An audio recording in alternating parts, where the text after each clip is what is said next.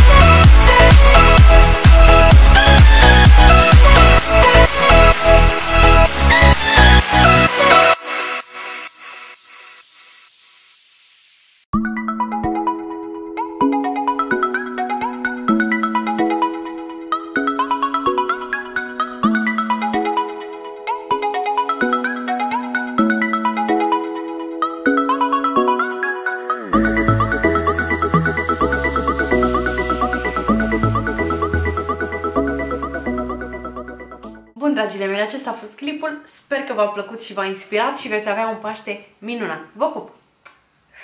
Pa, pa!